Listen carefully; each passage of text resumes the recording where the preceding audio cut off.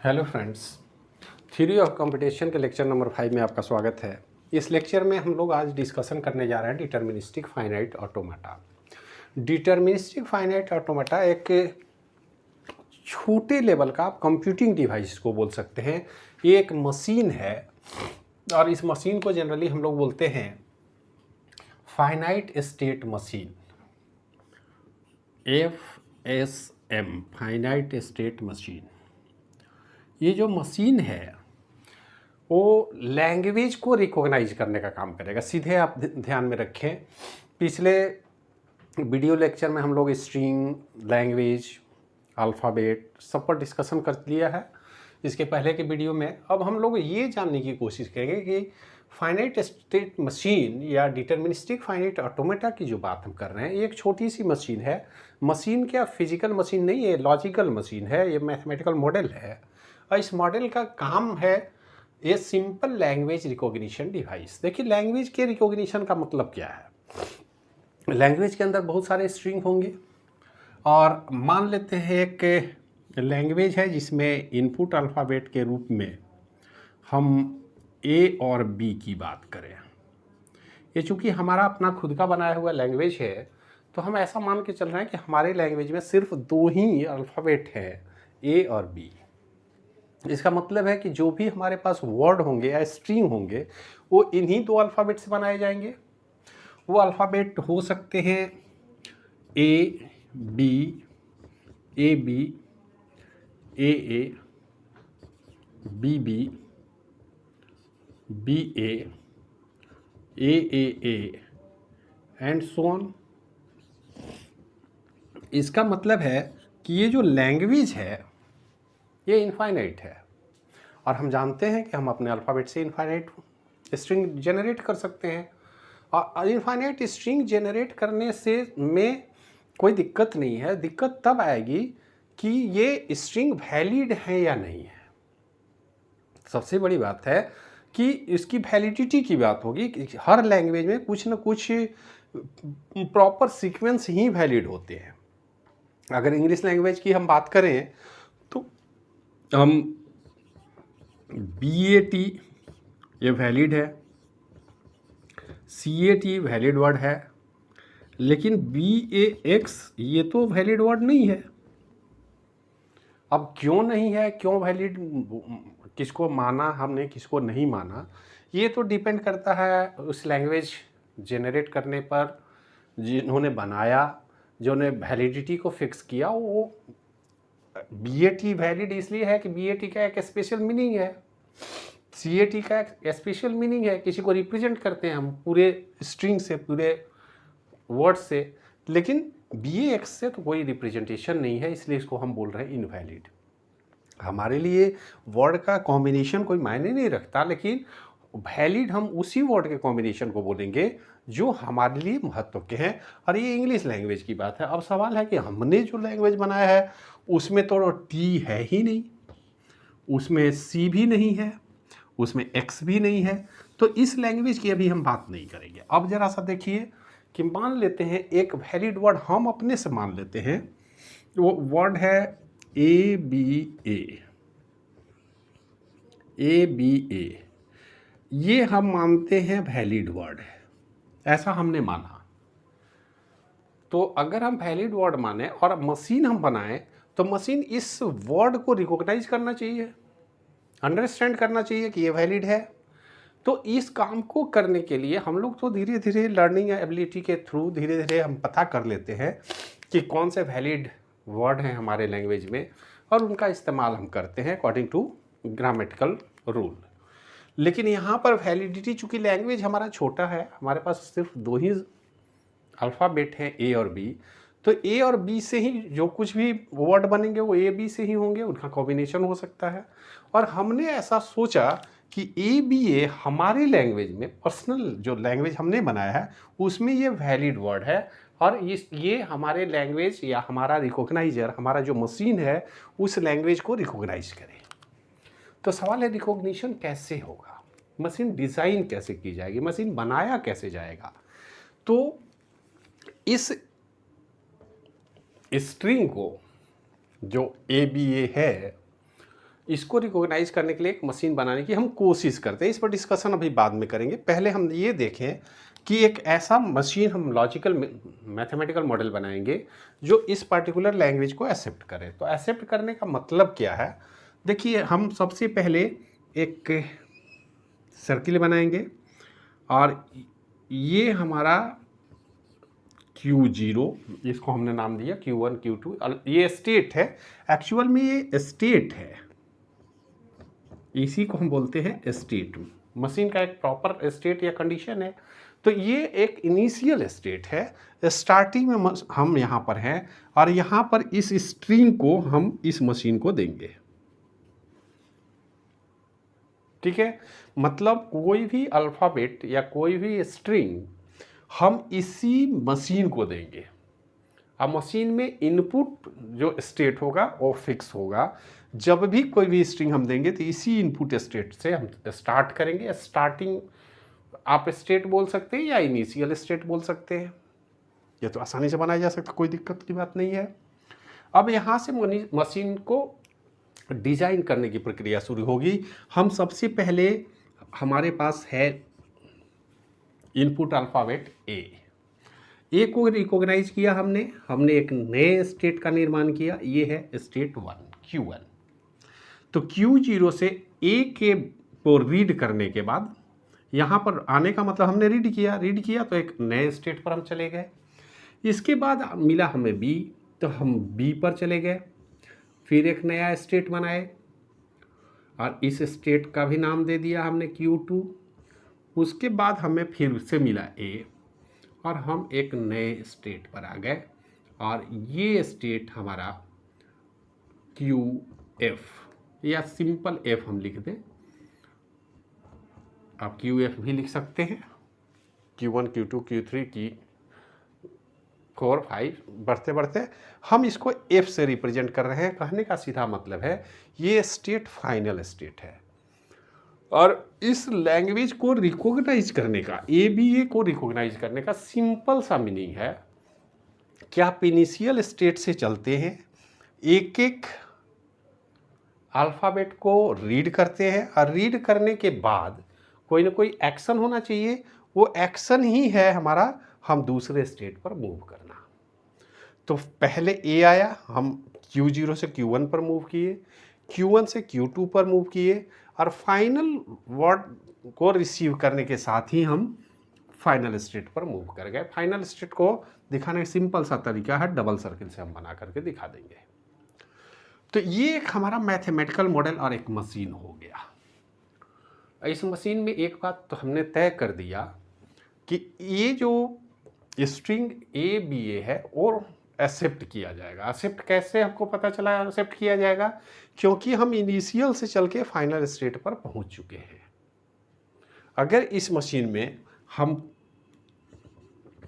AB दे तो only AB हो, तो A के बाद हम Q1 पे आएंगे, B के बाद हम Q2 के पास आएंगे।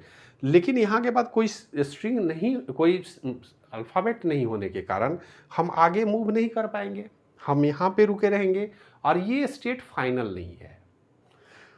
अब देखिए यहाँ पर 4 स्टेट हमने बनाए हैं। Q0 इनिशियल स्टेट का सिंबल है एक छोटा सा एरो, आप दिखाएंगे इसकी तरफ आते हुए, जो रीड हेडर को रिप्रेजेंट करेगा कि यहाँ से हम रीड करना शुरू करेंगे। डबल सर्किल अगर बना हुआ है तो वो फाइनल स्टेट है, या कहीं कहीं हम QF से रिप्रेजेंट कर देंगे फाइनल स्टेट को। लेकिन सबसे आसान पिक्चोरियल फॉर्म में है कि डबल सर्किल बना के आप QF यहीं पे लिख दें तो ज़्यादा बेटर है।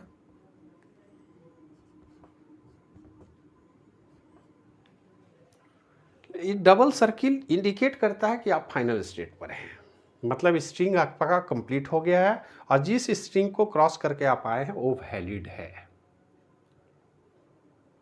तो हमारे मशीन में अभी 4 स्टेट हमने बनाए।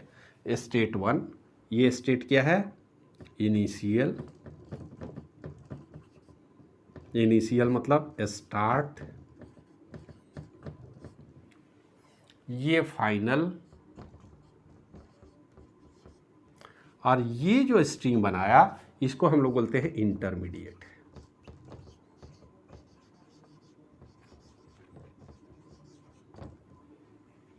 Intermediate state. अब इसमें तो कोई कन्फ्यूजन नहीं होनी चाहिए।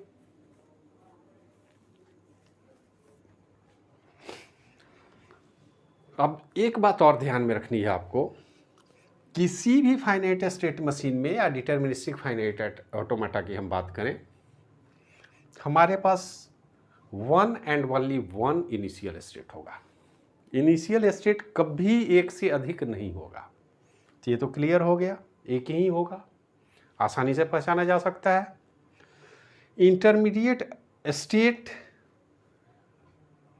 कितना हो नंबर के हो सकते हैं, 1 to n। अगर इसको काउंटिंग हम कर दें 1 2 3 अप टू n, ये कुछ भी हो सकता है। जितना हमारा बड़ा मशीन होगा तो ज़्यादा नंबर ऑफ स्टेट होंगे, और कम होगा तो कम नंबर ऑफ स्टेट होंगे, लेकिन ये निश्चित रूप से फाइनाइट होगा, ये फिक्स है। चाहे जितने नंबर हो वो फिक्स होगा, 100 हो, 1000 हो, 10,000, कोई फर्क नहीं पड़ता, लेकिन नंबर ऑफ स्टेट हमारे पास intermediate number of state fix होंगे, वो फाइनल ही होगा।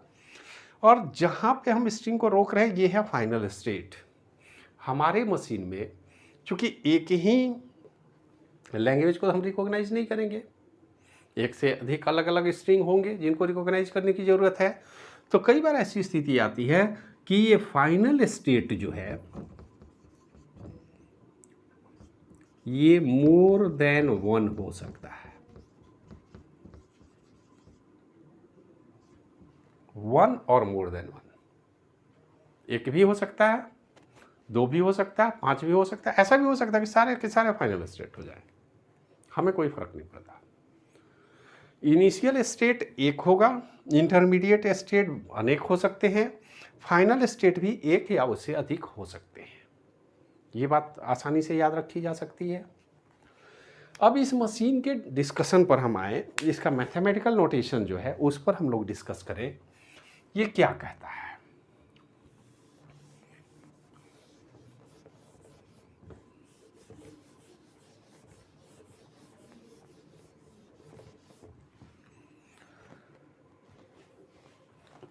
बोलता है कि it is a 5 tuple device. ऐसे 5 अलग अलग एलिमेंट हैं जिन पर डिस्कशन हमें करना है, जिसको समझने की ज़रूरत है। और ये 5 टपल इस मशीन के, ये रिप्रेजेंट कर रहा है मशीन के, ये फाइनाइट स्टेट मशीन है या डीएफए भी बोल सकते हैं। इस मशीन के 5 टपल क्या रिप्रेजेंट करते हैं? देखिए, सबसे पहला capital Q, finite number of states. चूंकि ये डिटर्मिनिस्टिक फाइनाइट ऑटोमेटा है, finite state machine, finite term आ रहा है, तो नंबर ऑफ क्यू भी होंगे। मशीन जब हम डिज़ाइन करेंगे तो निश्चित रूप से वो फाइनाइट होने चाहिए, काउंटेबल होने चाहिए और फिक्स होगा। तो finite number of state represent करेगा क्यू। इस क्यू को Q1, Q2, Q3, Q4 जो हम लिख रहे हैं यहाँ, वो सारे वही स्टेट हैं। मतलब हमारे डिटर्मिनिस्टिक फाइनाइट ऑटोमेटा में, डीएफए में या एफएसएम में एक से अधिक फाइनाइट स्टेट हो सकते हैं, जितने भी स्टेट हो, लेकिन हर स्टेट फाइनाइट होगा। Total number of state finite हो गया हमारे मशीन में, और ये फाइनाइट स्टेट अलग अलग स्टेटस को रिप्रेजेंट करेंगे मशीन के। क्लियर? दूसरा सिग्मा।